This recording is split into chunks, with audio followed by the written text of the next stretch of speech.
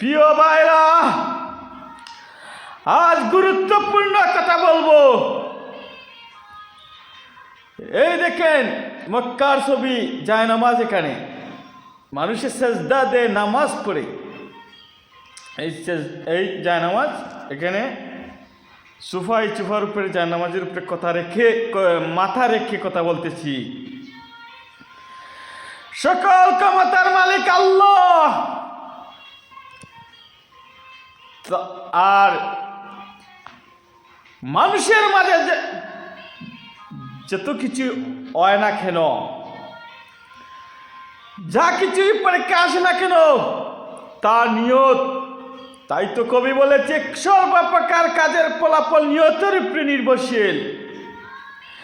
তাই আমার ইউনিয়ন থেকে ধরে, আমার ওয়ার্ড থেকে ধরে, আমার ঘর থেকে ধরে, তা ইউনিয়ন, থানা, জেলা, উপজেলা, বাংলাদেশের সর্বোচ্চ শাসন ব্যবস্থা, শাসক গোষ্ঠী কি হলো? তারা খুন, গুম, হত্যা, হামলা, হুমকি, দামকে, আওয়ামী লীগের দুঃশাসন, আওয়ামী লীগের শাসন ব্যবস্থা এমনই নিকৃষ্ট ছিল, ভয়াবহ তাণ্ডব সৃষ্টি করেছে। আজকে তারা পতন হয়ে গেছে প্রিয় ভাইরা।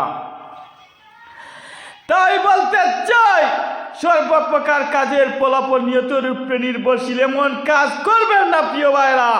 আওয়ামী লীগ ধ্বংস হয়েছে, পতন হয়েছে গেছে। কালকে শেখ হাসিনার বক্তব্যকে কেন্দ্র করে তার পৈতৃক বাড়ি, তার বঙ্গবন্ধুর ৩২ বাড়ি ভাঙচুর করা হয়েছে। কেন হয়েছে? কেন দেশের জনগণ এত ক্ষোভ শেখ হাসিনার উপর, শেখ হাসিনার এই আস্তানার উপর খুব রেজিলি করেছে, জালিমি করেছে, জালিয়াতি করেছে, সরলতার সুযোগ নিয়ে মানুষকে হেয় প্রতিপন্ন করেছে। হুমকি ধামকি থেকে ধরে মস্কারা, অভিনয় ইত্যাদি সমস্যার সৃষ্টি করেছে।